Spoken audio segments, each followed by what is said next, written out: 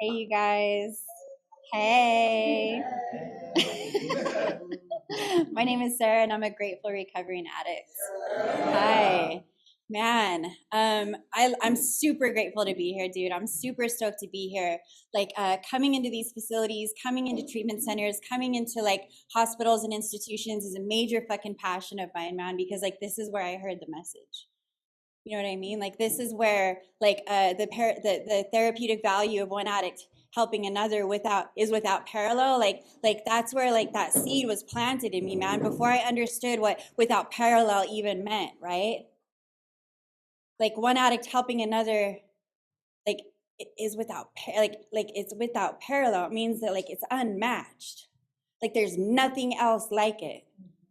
There's nothing else like one addict having the experiences that we've had, man, being able to sit with another fucking suffering, recovering, questioning, like in denial, like not in acceptance, like blaming everybody else, like full of fucking pain and suffering, like trauma invoked, trauma triggered, like running on fucking emotions, man, like running in fear, like running on anger, like running in fucking pain, man. Like we come in here and we're in this place of like the deepest fucking vulnerability, man, because everything that we got loaded with, everything we got loaded over, everything we got loaded because of, man, is still here, but now I'm fucking clean. Like, that's terrifying for an addict like me. Jose, thank you so much, dude. Like that was so raw and so authentic and so genuine, bro. Like thank you so much. Right? Like with honesty, open-mindedness, and willingness, dude, like we're well on our way. Like you are well on your fucking way, man. You are well on your way with your heart pounding and in your throat feeling a little bit fucking tight, man, and you're nervous and like the words are like, it's hard to get the fucking words out sometimes, you know what I mean? It's hard to hear ourselves tell the truth about ourselves in front of other people. That like, we don't know if you're gonna fucking judge it or not. Like we don't know what your chip on your shoulder looks like, you know what I mean? Like we don't know if it's received, but you had the courage to come up here and tell the fucking truth, dude, and that's fucking one of the biggest things that we could ask for as a recovering addict. Just to be able to stand here and tell the truth. I am so grateful to be in recovery. I fucking love Narcotics Anonymous. Love Narcotics Anonymous, man, because like we read about, we hear about in our readings, right? Like we tried everything, man. Like I know I tried everything, and I don't put myself in a separate fucking box from you guys, man. Like, cause no matter what my story is, no matter what I've been through, no matter what I look like, no matter where I fucking stay, like no matter what happened in my life or my experiences as a child, like there's one common bond that we have as addicts, man, that are trying to fucking get clean, right? Like we come in here with this gaping fucking hole in our soul. This gaping void of just rot and fucking decay. Right? And not because we're filthy. Some of you grimy motherfuckers, man. You know who you are. No, it's funny. I had to go to my car to listen. Let me tell you, I got to get my glasses out of my car because I need to make sure to see if I know anybody from the fucking streets in here. You know what I mean? Before I start telling stories and shit. But listen, I still try not to incriminate myself. When we standing here and we're like, I'm an addict, like that was fucking hard because we talk like I just barely came to terms with the fact that I was an addict. Like I had been self-medicating and I didn't care who fucking said otherwise, man. Like the fact of the matter is that I was in pain because somebody else, and here's the thing, man, this is the most beautiful part about, listen, also this is the other part of me, is that I'm ADD like a motherfucker and unmedicated. So like, I hope you brought it, like pack a sack lunch or going on a trip. Like I jump all over the place. It's just how this brain functions. But like Narcotics Anonymous has taught me like, just show up as myself. That's all I gotta be. I don't gotta compare myself to nobody else. I don't gotta think about how somebody else shares the way that they share that I like, and I gotta be like that. Like I get to come exactly how I am, man, and like that's my fucking superpower. That's right. And so like this is the thing, man, as we talk about that void that like, and I say we because I know that I'm not the only one. And when I get to talk about the truth about myself, you get to be honest about the truth in yourself, because the fucking idea of not being alone, man, when I felt so isolated and when I felt so misunderstood and I felt like nobody fucking joined me in my pain, because that's what it came down to, Jose. When I fucking heard you say that, dude, like I identify with that. I need somebody to understand how much fucking pain I'm in. I'm not using drugs because I'm having a good fucking time, man. Like I am suffering. Like I hate myself. I am so ashamed, and I have so much guilt, and I have so much fear, and I have so much anger, and I have so much rage. Like, putting my hands on people is mandatory because you need to know that I'm not here to play. I don't want to be taken advantage of, and I don't want to be played for a fool, and I don't want to be a fucking punk. And it's not even like I had a choice, man. It was like my go-to because like the polarity, right? I was either like submissive and repressing and keeping everything to myself because that's how I was raised. We didn't get to say shit about shit. If the sky was purple, yes, mom, the sky is purple. I don't get to tell the truth about my feelings. I don't get to say what's happening behind closed doors. I don't get to talk about my emotions. I don't get to tell somebody that they're hurting me. I don't get to tell that so and so is touching me in ways that I don't want to be touched, man, because like I don't have a voice as a child. Right? Like I have to suppress and I have to suppress and I have to suppress. And like this is the thing, man. Like I love my mom. And I didn't when I came into Narcotics Anonymous. I did not. I thought about it. If she would die right now, would I be cool with that? And I was like, what's the difference? She's not a part of my life anyways because I chose for her not to be there. She'd be doing me a favor, man. Like, I'm never going to get the closure. She's never going to take accountability. She's never going to own up for the fucking pain that she put me through, man. She's never going to tell me that she's fucking sorry. Like, I'm cool. I've been doing it on my own since I was a kid anyways. Like, I'm all right. Like, I got this. Right? And if it wasn't in this place of complete isolation, disconnecting myself from everybody and everything and any sort of love, man, it was the complete opposite, was just rage and volatile and not thinking about the consequences. And I'm not saying that like it's something to be fucking proud of, man. Like I was acting a fool. Not worried about the consequences for myself, not worried about the consequences for somebody else, not worried about jail time, not worried about injuries, not worried about death. Not worried about getting kidnapped, not worried about getting prostituted out, about getting gorilla pimped or fucking, you know what I mean? Like not thinking about the consequences, man. Because like for the longest time, I learned how to just take this, whatever the thing was that I had right here and make that thing work. I didn't understand like the concept of pausing and like thinking about options or like playing my fucking cards right. It was impulsive, man. Like anything just to make that fucking feeling go away. And at 12 years old, when this girl from church, man, told me like, here, snort a line of this, it's gonna make you feel better. Like I snorted a line of that, man, and the biggest mistake of my life, dog, like it shit made me feel better. And this was back in 1992. Before it was all this drywall and Parmesan cheese and that weird shit motherfuckers are putting in baggies. You know what I'm saying? For reals.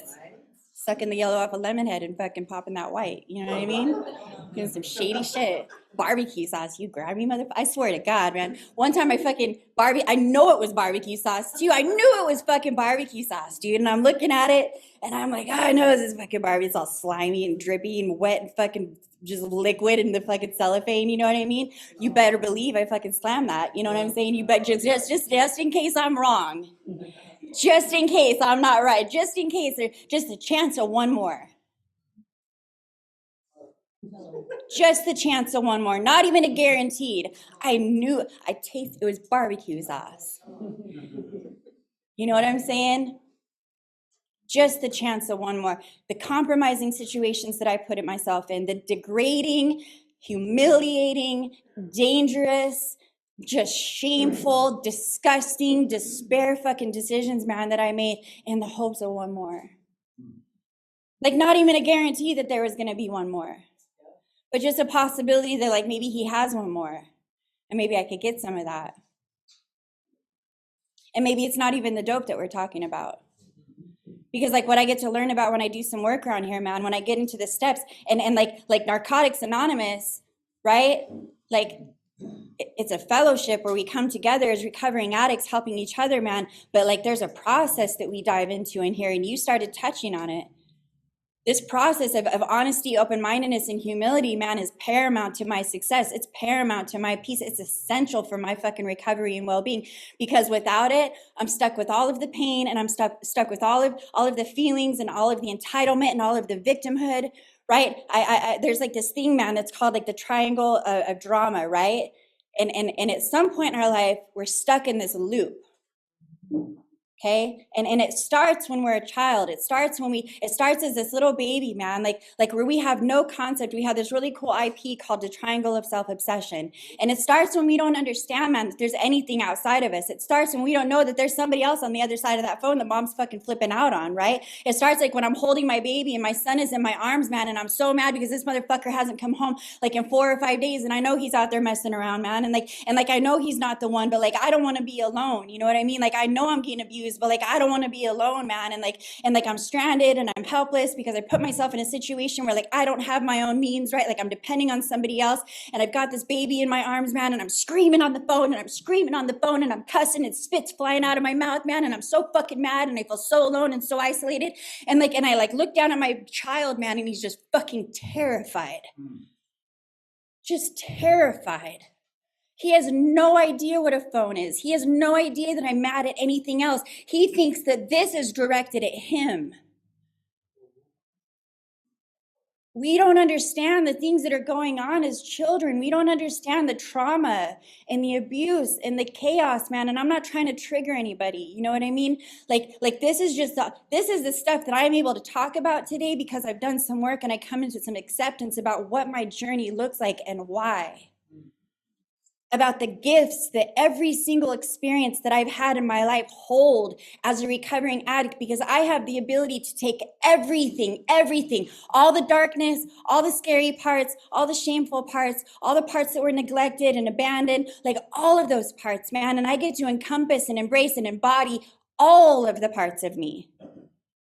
Not just the pretty ones that I want people to fucking know about. Not just the ones that make me look good on the outside. Not just the ones that got me like hitting every target and making every mark and getting to my appointment early and it looks good over here and I'm making the things over here. Like there's some like nitty gritty stuff about myself, man, that like I have had the opportunity and the advantage in the most beautiful way to embrace, man, and hold in a space that like I'm not running from it anymore. In my entire life, man, like I started using dope at 12 years old and it worked, right? Like I found something on the outside that was fixing the thing that was going on the inside. And so like, that's what I chased. And it didn't have to be dope because doing some work, man, I understand like, it's not just about the drugs. The drugs was just a solution to my fucking problem. My problem is that I couldn't be alone. My problem is that I hated myself. My problem is that I was insecure. Through doing a thorough 6-step, man, my problem is understanding, like when we, listen, I came to treatment and these assholes gave me, you're not assholes. These people gave me a 6-page list filled with all of these different character defects and told me to go. I had like 4 days clean. I was still seeing and hearing like imaginary people, you know what I mean? Like, and they wanted me to like circle the character defects that like I identified with. That was really painful. That was a really painful experience, man, because like I already felt like a piece of shit. And I'm going through and I'm like, check, fuck. Oh my God. Jesus Christ. You know what I mean? And I'm like going, okay, you're real cute. And I circle the whole page, right? And I turn the paper and I circle the whole page and I turn the paper and I threw it, crumbled it up in a ball and like tossed it. Like, you guys got me fucked up, man. Like, I don't need to sit here and like be like put down by you. Like, I already know how fucking horrible I am. That's why I'm here. You know what I mean? And this is what's so cool about starting the steps at step 1 and then getting into 2 and 3 and 4 and 5 is that by the time I get to 6, man, like I have some space within myself where I'm not like beating myself up with about like every single left, like right hand turn, right? Like I understand that I'm not defected.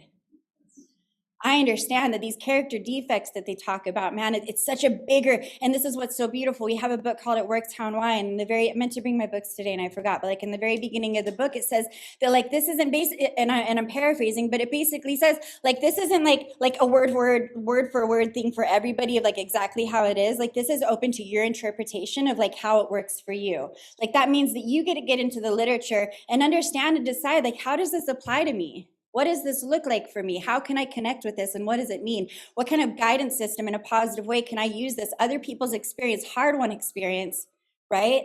Like how has this benefited hundreds of thousands of people, if not fucking millions, we don't know, worldwide, because this is a global fellowship, man. We have since 1953, right? Since 1953, we've had Narcotics Anonymous globally, worldwide. It was much smaller than Clearly, and not in all of these like, you know, little cornered countries and stuff like that. But like we have this fellowship, you guys, were like, just imagine the stories that this room could tell.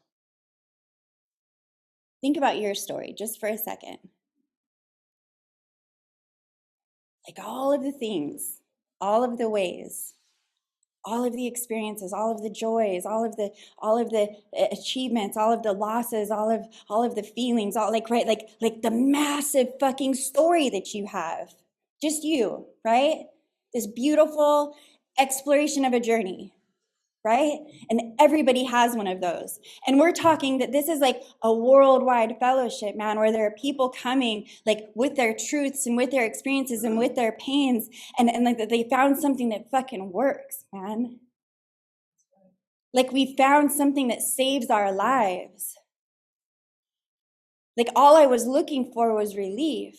I don't know if you guys can identify with that, man. Like I was looking for relief with this void and this confusion and this fear that I had, man. Like I was just looking for relief. I just wanted somebody, Jose, to understand like the deep pain that I was in, because this is my mindset. Like somebody causes pain, somebody needs to come fix it, or somebody else is going to pay for it.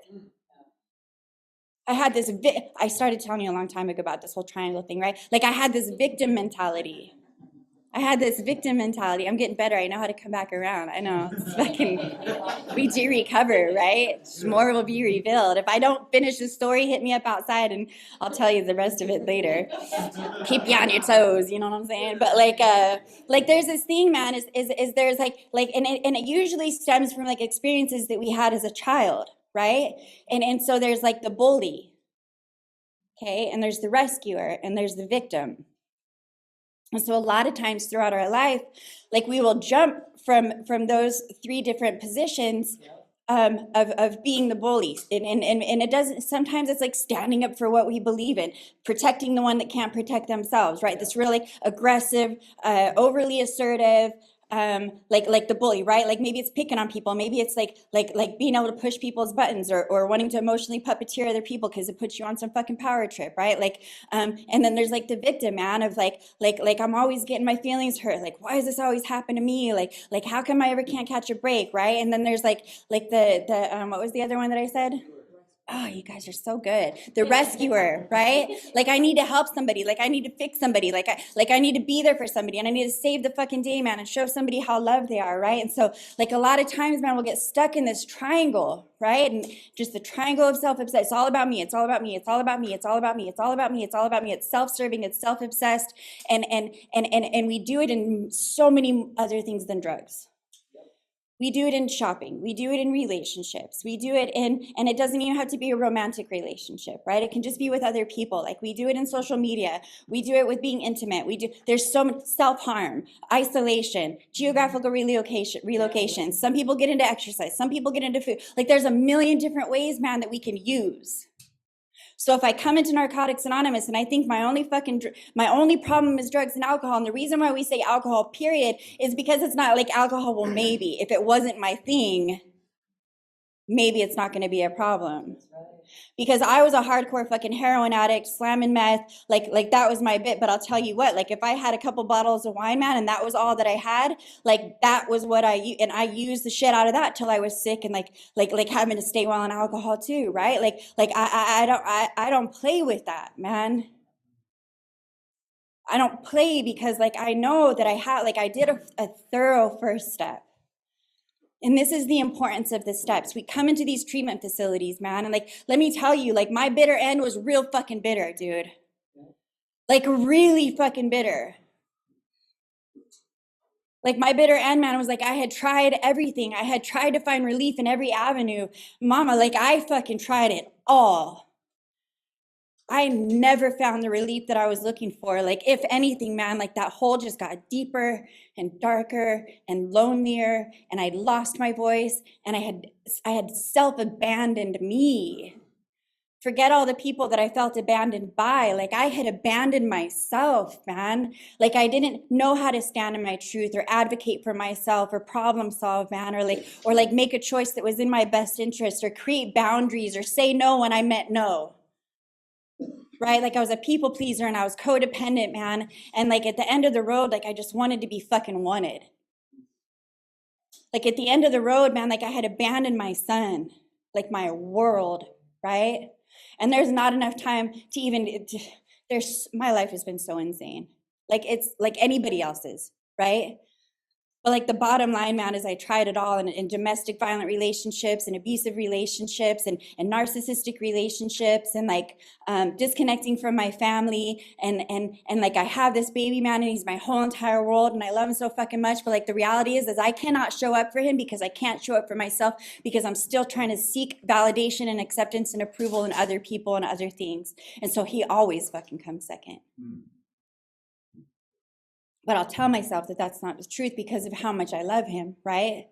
And I learn about denial in my first step, man. I learn about the importance of denial, about fantasy and about reality, right? And like the last 6 years of my fucking journey, man, like I was homeless, like out on the streets. Like I was so sick, man. Like my mental health was so bad. Like I couldn't shower. Like I couldn't change my clothes. Like I couldn't cook him food, right? And like I needed help from my mom. And I took my son out of state to go stay with her. And like, Bubba's, I'm gonna see you. He's 10 years old, right? I'm gonna see you in 2 weeks. Mommy's gonna be back in 2 weeks. I'm gonna go home and I'm gonna pack up the rest of our stuff. And he's like so patient. He's like so trusting. And like that 2 weeks turned into 6 years.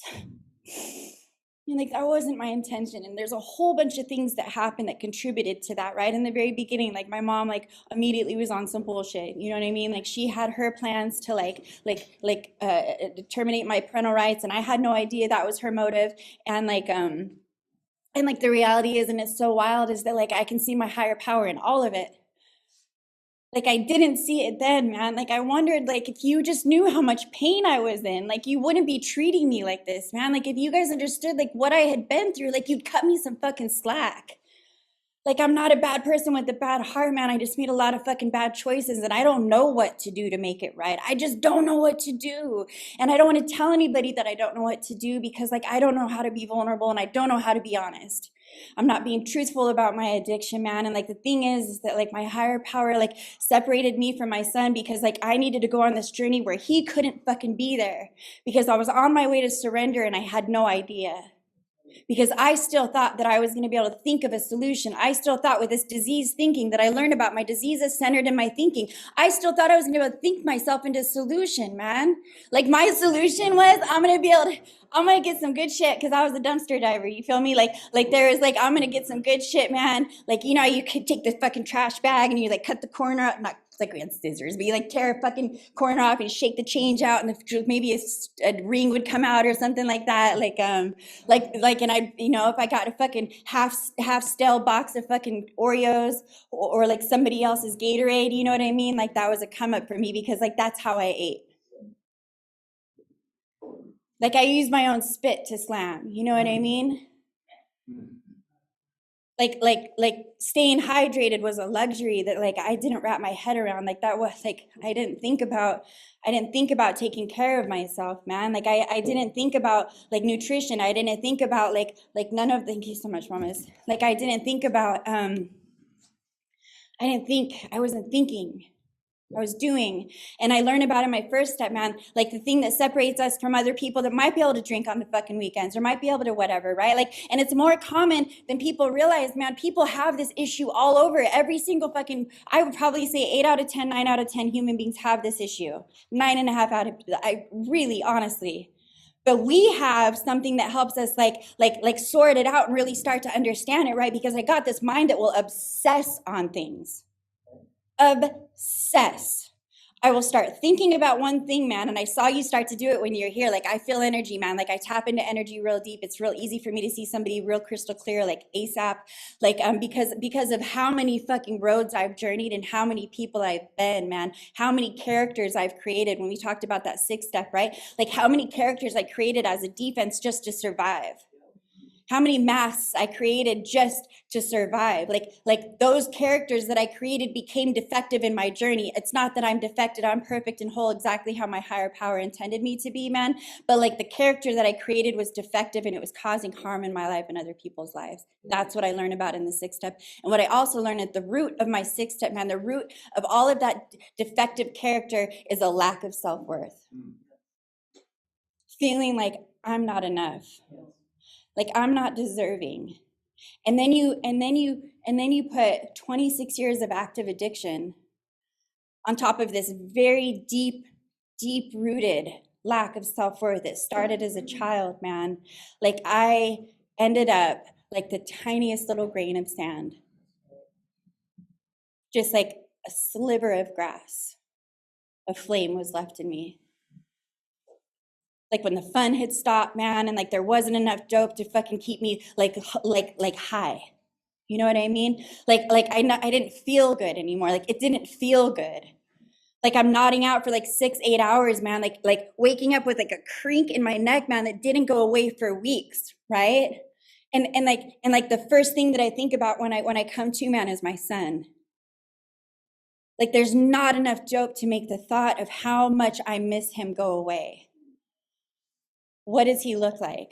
What does his voice sound like? He had started going into puberty, right? Like he had started getting into like his teenage years, man. And it was like, I fucking, oh, man, the fucking shame of not being able to show up because like I didn't have anything to offer. Not feeling understood because like if anybody knew like why I was out there like in the first place, you know what I mean? Like maybe they'd give me a chance, dude. And like the thing is like I was in my car for a couple years and then I fucked that car off because I ended up in a hotel room with somebody that was in on it. I'm positive. I never even went back to look for the car because I was already convinced that it was gone. You know what I mean? Like, you know what I mean? Like, you know it. I know some of you in here, like, get her over there. You know what I'm saying? Get them over there so you can get into their stuff over here. And like, that's all she wrote. And I was super gullible and super vulnerable because like you had one more. You had one more. And so I got stuck in a fucking hotel room for like a month and a half, man. And like, I basically gave that car away.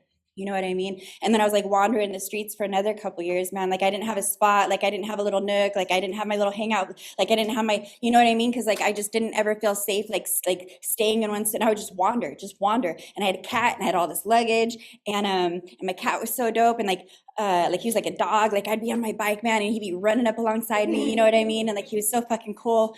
And like the guilt that I had because of like how he died, man, because I wasn't able to take care of him, like flipped a switch in me that like changed me a little bit while I was out there. Like in like I went into a psychosis, like a deep psychosis, man, because it triggered all that loss and it triggered the powerlessness and it triggered my inability to like care for something that I loved, man. And then like the last 2 years of that 6 years, I was homeless. I was in a tent, right? And like that was a come up because like I had like a little spot to like store all my stuff that I found. And it wasn't even a little spot. I'm gonna show you guys a picture one day. I found a picture of myself.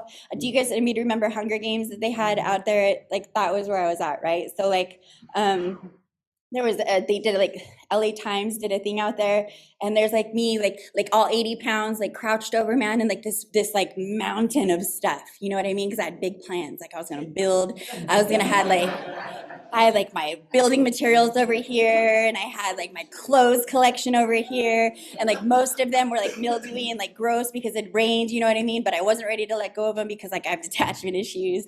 And then I have like my little trinket things and I got like bags of trash I haven't gone through yet. And like just so fucking out there, you know what I mean? And like this, listen, it got rough, you know what I'm saying? Like no ability to like to take care of myself, man. And like I remember sitting in this tent with like a needle in my arm and like the unmanageability in my life was like me like laying on this blanket, right?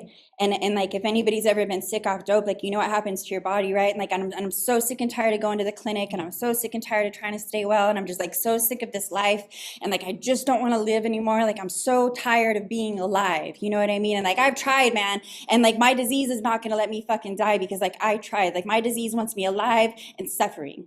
You know what I mean?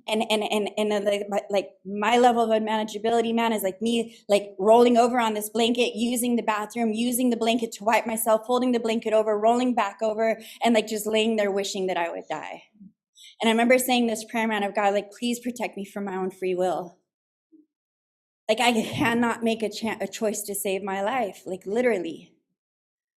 And like the miracle started happening, right? Like this power of prayer, this power of like me speaking out to something that like I don't even have a relationship with yet, right? And like a homeless outreach team found me, man. And like a few months later, like I finally had a bed in treatment, and that was January 18th, 2018. And so like January 19th, 2018 is my clean date, and I haven't changed that fucking clean date.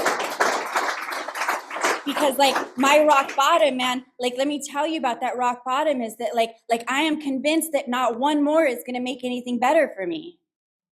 I'm not going to find the relief that I'm looking for in one more hit of anything, because the relief that I found is in doing the work in Narcotics Anonymous. The relief that I found is in being honest and open-minded and willing, man. The relief that I found is having a connection with other recovering addicts, because don't play, man. There's some people in here that haven't made up their minds yet, or they're just dicking around. No.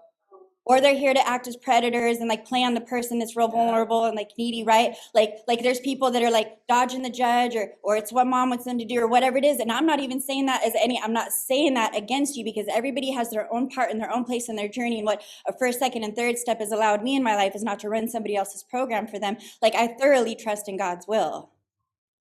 I thoroughly trust that we all have a place and a position in our own journey that is setting us up for the greatest success if we allow it.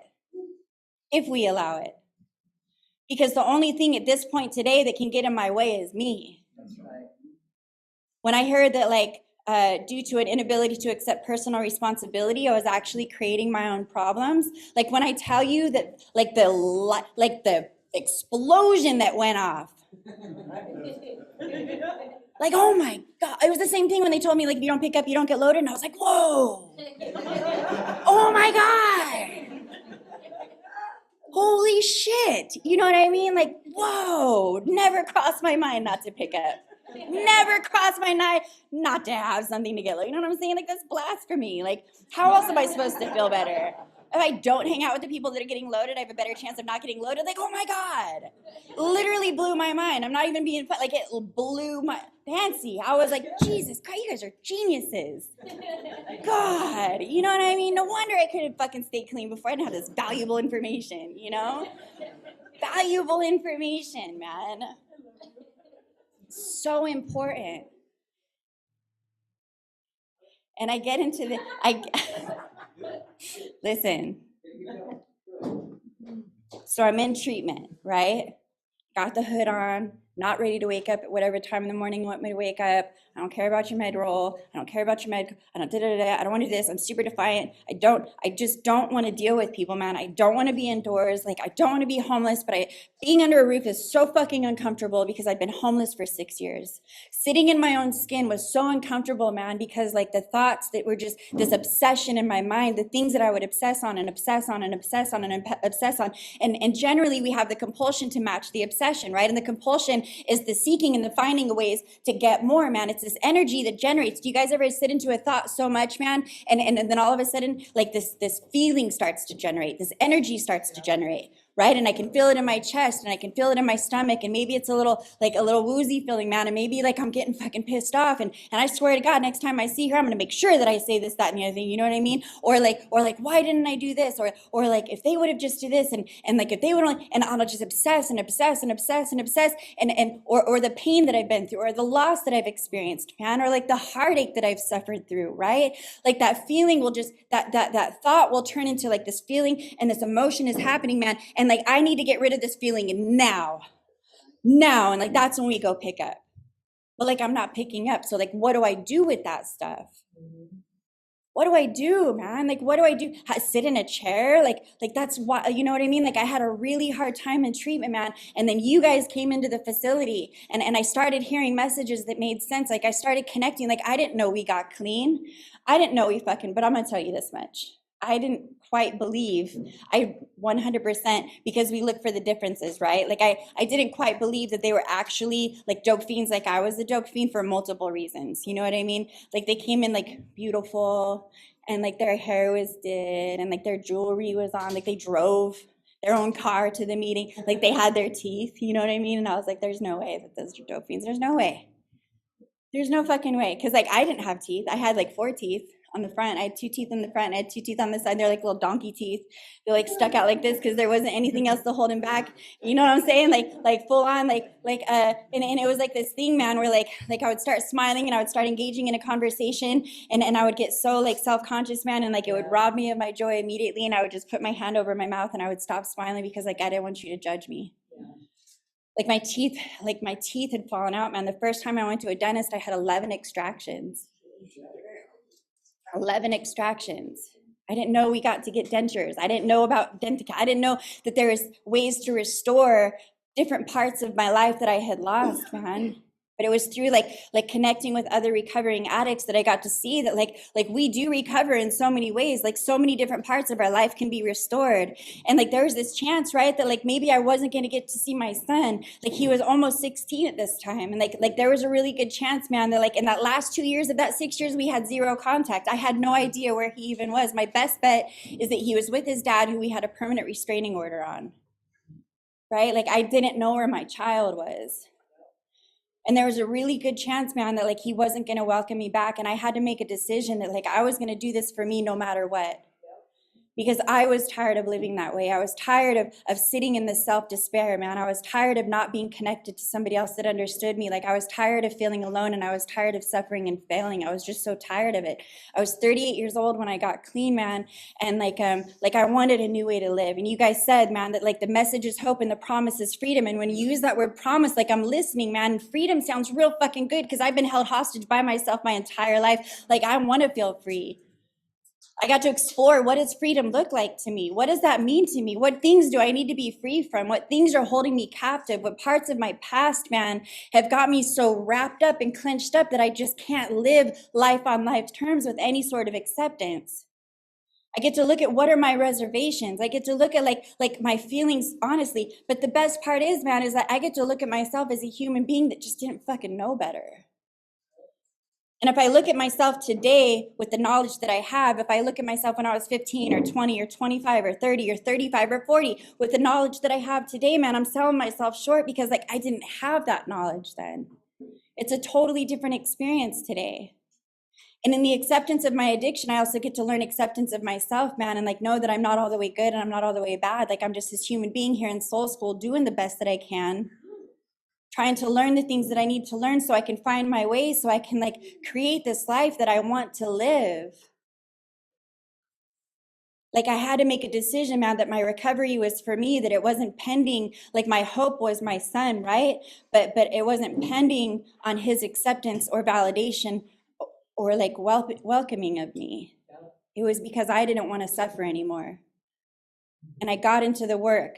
And they said, get some connections and get some phone numbers and go to some meetings, man. And when I got into outpatient, that's exactly what I did. Like I didn't fuck around.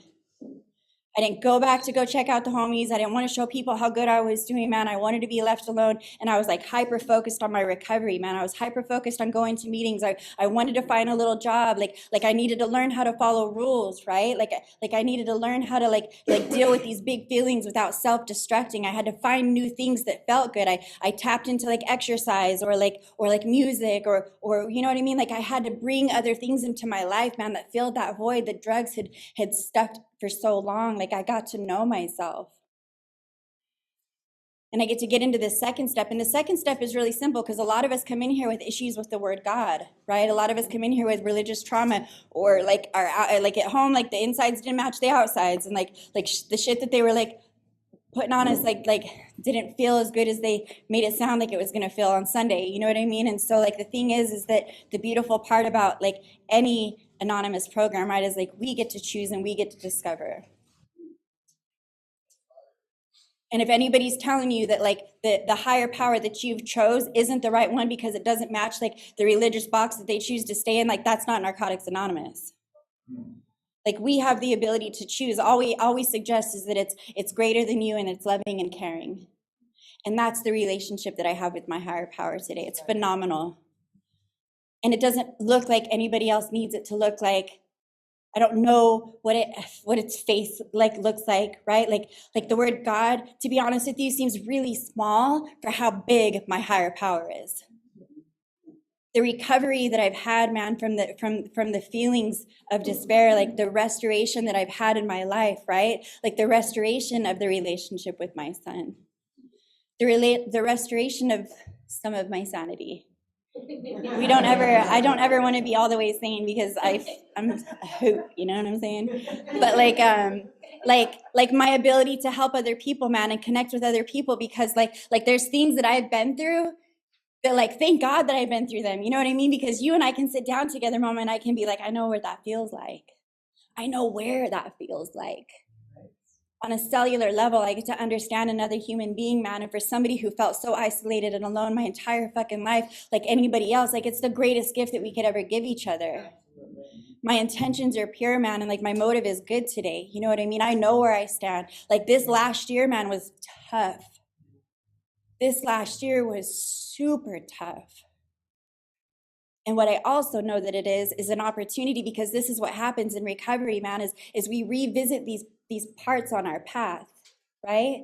We revisit these experiences and these choices that we've made historically in another way that cause harm to ourselves or other people. And we have these opportunities to live in an amends, right? We have an opportunity to visit a similar decision and make a different choice so that we can get back on track, so that we can continue moving forward. So it's not like the world happening to me. It's not life happening to me, man. It's like this opportunity to show up as my best self. And how do I want to perform? What imprint do I want to leave on the world, right? Like, how do I want to experience this? What's my perspective? And it makes it really simple, man. It says that like there's one thing more than anything else that will defeat us in our recovery. And like I felt some defeat, man. And so like my ears are perked open, you know what I mean? Because like defeat, fuck you. Show me where you at, you know what I'm saying? Like defeat, and it's an intolerance, an attitude of indifference, right? An attitude of indifference is like, whatever, fuck it. It ain't no big deal. It ain't nothing. An attitude of indifference or intolerance towards spiritual principles. Our steps are an invitation to teach us about spiritual principles. How do I experience fear, but also live in faith? How do I experience acceptance? How do I experience courage and confidence and creativity and self-love and love for others, right? Like what is my relationship, man, with these spiritual principles that become like the solution for my relief? Like that's where we find it. Because they said that an addict, any addict, and I was like, yeah, but like the addict that's always getting in the way. Like maybe it works for you guys because you have some like dedication and motivation, and you know what I mean? Like that's not me. Like I always try, man, and it always gets messed up. And they're like, no, like you too can stop using, which is a fucking miracle. Lose the desire to use, you gotta be tripping. You know what I mean? I hadn't lost the desire to use since before I ever started. And that obsession had been lifted. And then find a new way to live. That's all I ever wanted, man. It's all I ever wanted. And no matter how deep our despair is, no matter how far gone we think we are, no matter how much pain we got bundled up, man, I promise you there's hope. I promise you that we recover, that we continue to recover. And it's an ongoing process. It's nothing that happens overnight, and it takes work, man. It takes effort, and it's not fucking easy. Recovery ain't for no punks. You know what I'm saying? And if you're in here like with the itch, man, to go get one more, like, don't bitch out. You know what I mean? Give yourself a chance. Don't bitch out, man. Don't be a bitch, you know what I'm saying? But like for real, like this is the thing.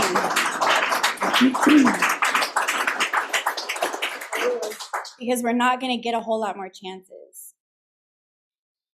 And the chance that you have right now is a really powerful opportunity, man. It's not about being the coolest one in the room. It's not about how thug you think you are. Like, you know what I mean? I know everybody in LA got a little bit thug in them, but like, it's not about that. You know what I'm saying? Like, it's about like, what does the kindness in your heart look like? What is the self-love journey, man? Like how can you treat another human being? You know what I mean? Like that's the real gangster stuff, man. It really is. taking responsibility for our actions, man, like being good people in society, like these little esteemable acts that we can do to start feeling better about ourselves, so we can start feeling like we fit in, man. And like the spirit of the light, man, the light of the spirit will like shine into those broken parts, like guaranteed.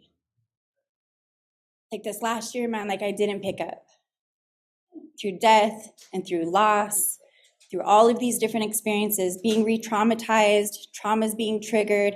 It was all opportunities for me to heal places that I hadn't healed properly before. I needed to re-heal, I needed to refill it to heal it. And that's the way that I chose to look at it. I just lost my job last Thursday. I was super bummed. I loved the youth that I was working with, but I was miserable. And I have such a faith in our third step, man. I have such a faith, and I had been praying a 3, 7, and 11, like, God, please help me with this, man. Like I need some help. Allow me to turn this over. Like, I trust in your will. I humbly ask to remove my shortcomings, all of the ways that I get in my own way. And my 11th step, which is like, I'm just praying for knowledge of your will for me and the power to carry that out. 3 days of saying that prayer, man, and Thursday I got let go. And it's a blessing in disguise, because I know that my talent and my gift is immense, and I know that it's needed somewhere else. I signed up for school today at 43 years old. I haven't been back to school since I graduated. I signed up for school, right? Like, I'm taking an opportunity. What do I get to do with this time? How do I want to spend my life? I want to be of service. I want to go get into nature this morning and go for a walk. Like, I don't need to sit in bed and sulk and like feel bad for myself. Like, there's solutions today. I trust in this process more than I've ever trusted anything else. And I promise you that like I'm no different than you guys. Every single one of us has a chance. Every single one of us. It doesn't matter if it's your first time, if it's your 100th time, if you're not done going back in and out yet. Like, there's hope for everybody, man. Like, we are not too far gone. When we release the expectation and the entitlement of how we think things should be, or how we think people should act, or where we think we should be at in this process, when we open the space and the floor for like unimaginable fucking opportunities, man, the possibilities are endless. And I really, really mean that. We get our teeth back, you guys. You know what I'm saying? We get our smiles back. We get our driver's licenses back. We get jobs. I had the job before I had that was 3.5 years, man. That was incredible. But the best thing that I have, man, is peace today. Love for myself, this ongoing journey of self-love. The capacity to love another human being with some really deep soul connections, man, not just surface level and like entitlement. You know what I mean? Like some genuine shit. So they're going to tell you guys this over and over. And I mean this with like every bit of my soul, man. They're going to tell you to keep coming back, but I hope you choose to stay. Thank you for letting me share.